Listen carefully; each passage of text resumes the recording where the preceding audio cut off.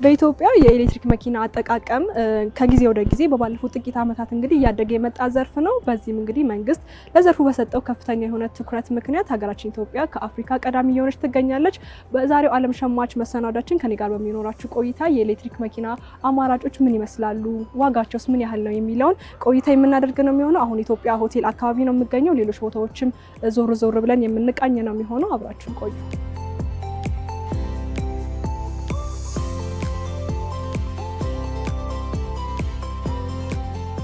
የኤሌክትሪክ ተሽከርካሪዎች ዋነኛ ኮምፖነንታቸው ኃይል ሰጪው አካል ወይም ባትሪው ነው። የባትሪው ካፓሲቲ ላይ ነው ዋጋው ዲፔንድ የሚሆነው። ለገበያ ያቀረብናቸው LEV01 የሚባሉ ተሽከርካሪዎች የባትሪ ካፓሲቲያቸው 67.1 ኪሎዋት አወር ናቸው። እነኚህ በአንድ ጊዜ ወይም በአንድ ቻርጅ የማይሌጅ ሬንጃቸው ወይም የሚሸፍኑት ኪሎ ሜትር ከ500 ፕላስ ነው፣ ከ500 በላይ ማለት ነው። ዋጋቸው ደግሞ 5.5 ሚሊዮን ብር ነው። ቀደም ሲል ከነበረው የማህበረሰባችን ፍላጎት በእጅጉ ጨምሯል። በዚህም ያመጣናቸው ተሽከርካሪዎች ወደብ ከመድረሳቸው በፊት ጀምሮ ማህበረሰባችን ቅድሚያ ክፍያ በመክፈልና በመመዝገብ የተሽከርካሪዎቹ ተጠቃሚ ለመሆን ጥያቄ እያቀረበ ነው። ኤሌክትሪክ መኪና አንደኛ ከዚህ ካሁን ካለው ከአዲሱ ከመጪው ዘመን ጋር አብሮ የሚሄድ ተሽከርካሪ ነው። ሁለተኛ ነገር ደግሞ እንደ ሀገርም ቢሆን በቤንዚን በነዳጅ የሚወጣ ገንዘብ ያው ከፍተኛ ነው።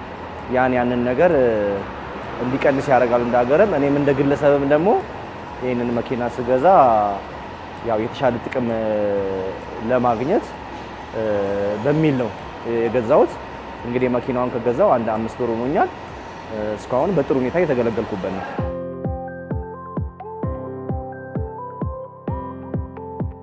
አንደኛ ምቾት አለው፣ በጣም ዘመናዊ ነው። ሁለተኛ ለአካባቢ ጥበቃ በጣም ትልቅ አስተዋጽኦ ያደርጋል። እንደምታውቂው ያው እንደ ነዳጅ ይሄ አየር አይበክልም። አንድ ቻርጅ ይደረጋል። ከዛ በኋላ ለምሳሌ ይሄ 400 ኪሎ ሜትር ይሄዳል። ከዛ በተረፈ ሀገራችን ደግሞ እንደምታውቂው አሁን ሰፋፊ ከህዳሴ ግድብ ጀምሮ የተለያዩ የኃይል አማራጮች አረንጓዴ የኃይል አማራጮችን እየተጠቀመች ስለሆነ ከዛ ጋር አብሮ መሄድ ነው ያለንን ሪሶርስ በአግባቡ እንድንጠቀም ያደርገናል ኤሌክትሪኩን። ሌላው ገንዘብ ይቆጥባል። በአንድ ፉል ቻርጅ ስሞላ እስከ 5000 ብር ምናምን መጠቀም ነበረብኝ። አሁን ግን ቻርጅ ሳደርግ ለዛው ኪሎ ሜትር ለመሄድ ዲስታንስ እስከ 800 ብር ነው ቻርጅ ማድረገው። ስለዚህ በ800 ብርና በ5000 ብር ያለው ልዩነት ማየት ነው። ተመልካቾቻችን አሁንም ቀጥለናል። አሁንም ቅኝት እያደረግን ነው የምንገኘው። አሁን ደግሞ አትላስ አካባቢ ነው የምንገኘው። የኤሌክትሪክ መኪና ምን አይነት አማራጮች አለው፣ ዋጋውስ ምን ይመስላል የሚለውን ነው እያየን የምንገኘው። አሁንም ዞር ብለን ወደ እናንተ የምናደርስ ነው የሚሆነው። አብራችሁን ቆዩ። የተለያዩ መኪኖችን እንይዛለን። ከትንሽ እስከ ትልቅ መኪና ድረስ እንይዛለን። ለቢዝነስ የሚሆኑ ለሌጀሪ ላይፍ የሚሆኑ መኪኖችን እንይዛለን። የከተማ ውስጥ የ12 ሜትር ርዝመት ያላቸውና በተለምዶ ሲቲ ባስ ተብለው የሚታወቁ ሙሉ በሙሉ በኤሌክትሪክ ኃይል የሚሰሩ ተሽከርካሪዎችን፣ ሚዲየም ባስ ወይም ደግሞ 30 ተሳፋሪዎችን በአንድ ጊዜ ከቦታ ቦታ የማጓጓዝ አቅም ያላቸው ተሽከርካሪዎች እንዲሁም ማህበረሰቡን በከፍተኛ ሁኔታ እያገለገሉ ያሉና ቀደም ሲል ረጅም ዓመት የትራንስፖርት ዘርፉ ላይ የነበሩ ሚኒ ባሶችን 15 ሰው የመጫን ካፓሲቲ ያላቸውን ተሽከርካሪዎች ሙሉ በሙሉ በኤሌክትሪክ ኃይል በሚሰሩ ሚኒ ባሶች የመለወጥ እቅድ ነው አቅደን የተነሳ ነው።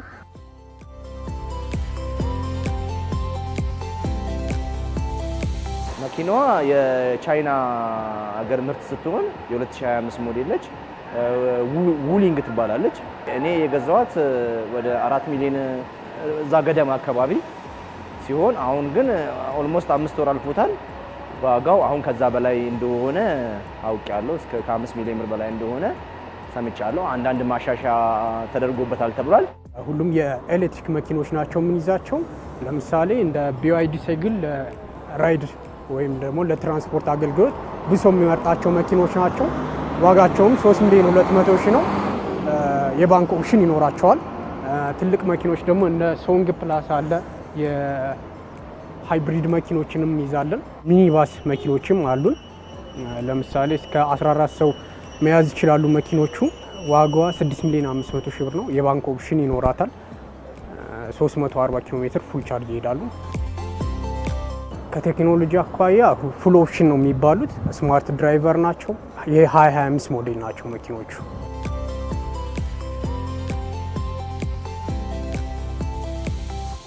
መካከለኛ ገቢ ያላቸው የምንላቸውን የማህበረሰቡን ክፍሎች የተሽከርካሪ የመግዛት ፍላጎት ጥያቄ ሊመልስ ይችላል ያልናቸው በዋጋም አነስተኛ በማይሌጅ ሬንጃቸውም በመጠኑም ዝቅ ያሉ ነገር ግን የተሟላ አገልግሎት የሚሰጡ በዋራንቲ አገልግሎትና በሌሎች ሁሉ ተመሳሳይ የሆኑ አነስተኛ የኤሌክትሪክ አውቶሞቢሎችን ወደ ገበያ ለማስገባት አስፈላጊው ቅድመ ሁኔታ ተዘጋጅቶ ተጠናቋል።